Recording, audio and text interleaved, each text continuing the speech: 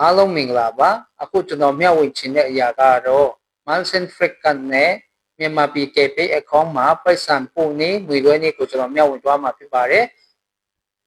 ပထမအဆုံးကျွန်တော်တို့နိုင်ငံကိုရွေးပါမြန်မာကိုရွေးပါပြီးရင်ကျွန်တော်တို့ပို့ချင်တဲ့ပမာဏကိုရေးပါကျွန်တော်တသိန်းနဲ့3000ပို့မှာဖြစ်တဲ့အတွက်ကြောင့်126ပေါ့နော် Send Money Connect ပါ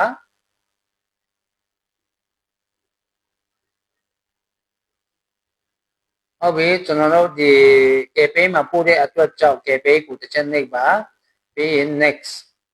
ဒီမှာပို့ထားတဲ့ဟာအများကြီးရှိတယ်ဒါပေမဲ့ကျွန်တော် add new receiver ကိုကျွန်တော်နှိပ်ရမှာဖြစ်ပါတယ်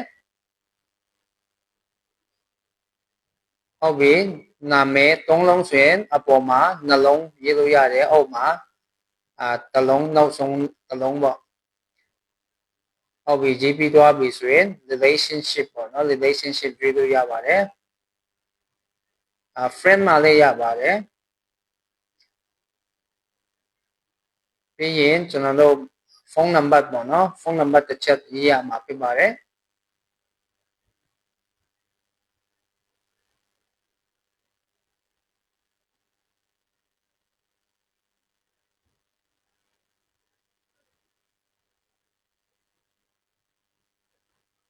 ဟုတ်ပြီ next K-Pay number ရေးရမှာဖြစ်ပါတယ်အများအားဖြင့် phone number နဲ့ K-Pay number ကအတူတူပါပဲဒါမဲ့ပထမက phone number ဒီဒုတိယက K-Pay number ပေါ့နော် K-Pay number ရေးရမှာဖြစ်ပါတယ် verify လုပ်ရမှာဖြစ်ပါတယ်ဟုတ်ပြီ verify လုပ်ပြီးသွားပြီဆိုရင် success ပေါ့နော်ဒီမှာ next ဟုတ်ပြီအကုန်လုံးမှန်ပြီဆိုရင်ကျွန်တော်တို့ continue ကိုနှိပ်ရမှာဖြစ်ပါတယ်ဟုတ်ပြီကျွန်တော်တို့ရည်ရွယ်ချက်ပေါ့နော်ပတ်စံငွေပို့ခြင်းရဲ့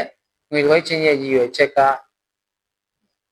ကျွန်တော်တို့ family maintenance လည်းရပါတယ်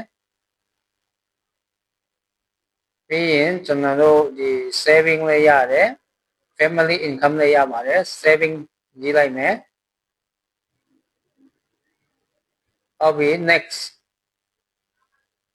ဟုတ်ပြီကျွန်တော်တို့အကုန်လုံးမှန်ကန်ပြီဆိုရင်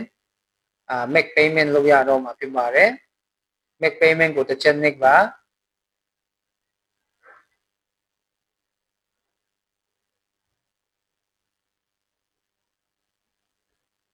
ဟုတ်ပြီကုတ်နံပါတ်တစ်ခါတော့ကုတ်နံပါတ်6လုံးကိုပို့မှာဖြစ်ပါတယ်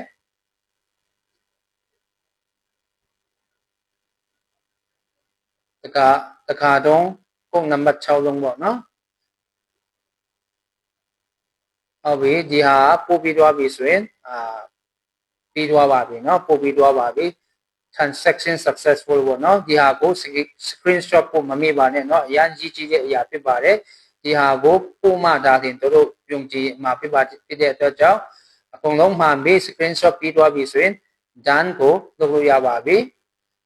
ဟုတ်ပြီပြီးသွားပါပြီအားလုံးစင်ပြေကြပါစေ